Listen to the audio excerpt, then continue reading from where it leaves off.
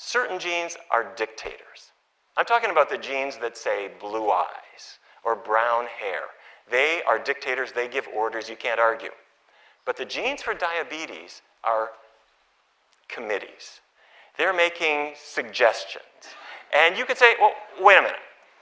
I don't really think I want to have diabetes. And in fact, most disease genes, whether it's for heart disease or diabetes or hypertension, certain forms of cancer, even Alzheimer's disease, they're not dictators, they're committees. And their activity depends on what we put into our bodies. One study found that 2/3 of every patient admitted to the emergency room with heart attacks had pre-diabetes or undiagnosed diabetes, and almost none of them were diagnosed. Another important study found that the risk of heart attacks increases with any increase in your average blood sugar, even for those who don't have diabetes. That means even if you have a normal blood sugar, but it's sort of going up, you're at risk. And taking statins, the drugs for lowering cholesterol, and beta blockers for blood pressure actually cause insulin resistance and don't even correct this prediabetes problem.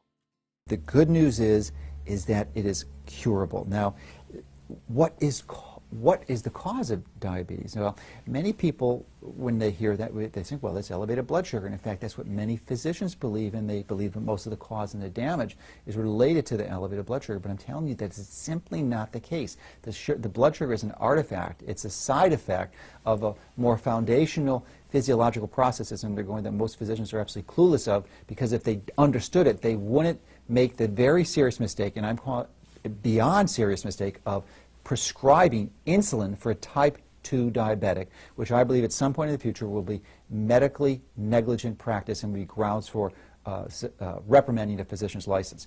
Taking insulin leads to a slippery slope of weight gain, higher cholesterol, and higher blood pressure. They only reduce your sugar in the short term, leading to a worsening of the syndrome over time. Too many of them end up with a real low blood sugar, and as a result, they end up falling down, passing out from too low of a blood sugar. That can be a real danger. Avandia, the #1 blockbuster diabetes drug in the world, contributed to the deaths of 47,000 people from heart disease in the first 11 years of its use. Now, this data was actually hidden from the government and from the public for most of that time by the drug company. A search for the diabetes gene and the magic bullet drug or gene therapy to treat it is going to lead us nowhere fast. But people aren't hearing that. What they're hearing is you need to take one pill after another pill, and then you have to go on insulin shots. And these pills make you sick. As a matter of fact, they make you even fatter, and your diabetes gets worse, and you feel lost. And the problem is continuing. They expect within the next 30 years that 30% of the population in Western countries will suffer from type 2 diabetes. Especially when we think about, too, the invasion of our children by type 2 diabetes. Used to be called adult onset diabetes. We might as well put the children thing in it, too. 1 out of every 3 little kids is going to develop diabetes in their lifetime. That is going to lead to heart problems, strokes, and even blindness. It ain't got to be that way. There's lots of different drugs for diabetics that lower their blood sugars, but often at the expense of increased risk of heart failure, heart attacks, and bone fractures. There has to be a better way. When a person has diabetes, their insulin key is not working. Why would that be? Why could insulin not signal this? What's supposed to happen is the glucose is supposed to enter into the cell. But the reason it doesn't happen, it's not that there's chewing gum inside the cell. What there is fat. Little globules of fat. And that is what interferes with insulin's ability to work like a key to signal glucose coming in.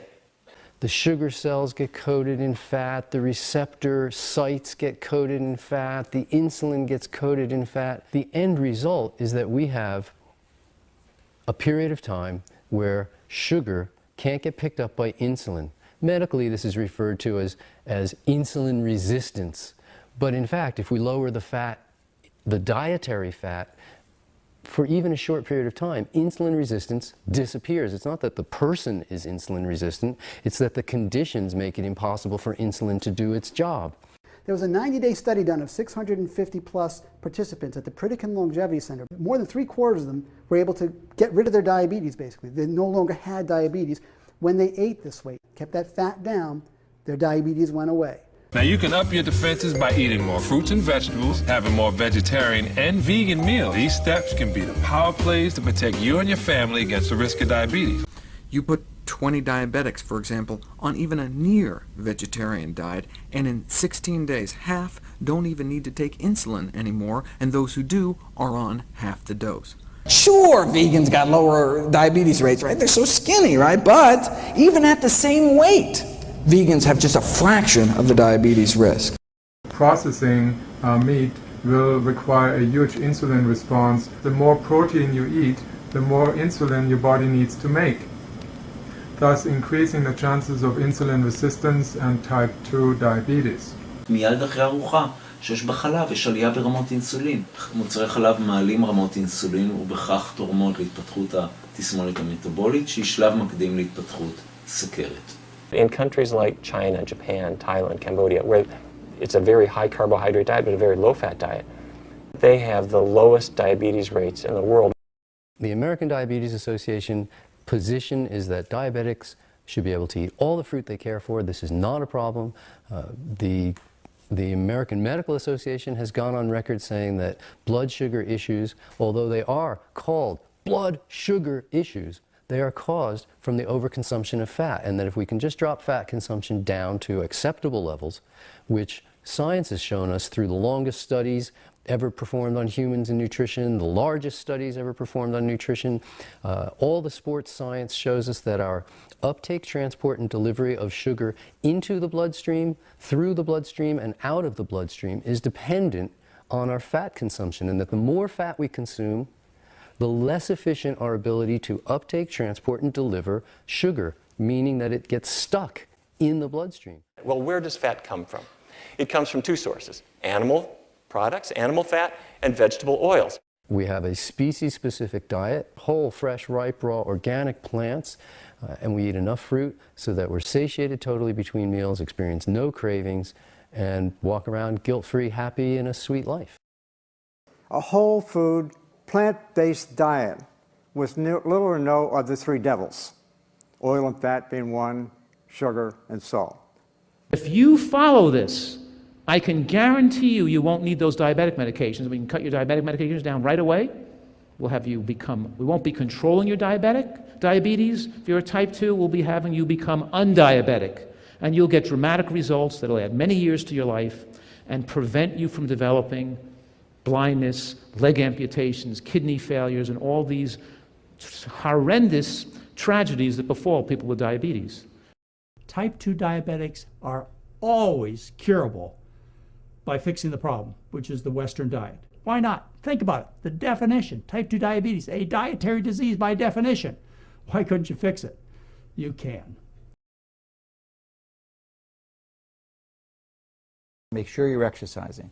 And exercise is really an absolute essential. Make sure that you get outside.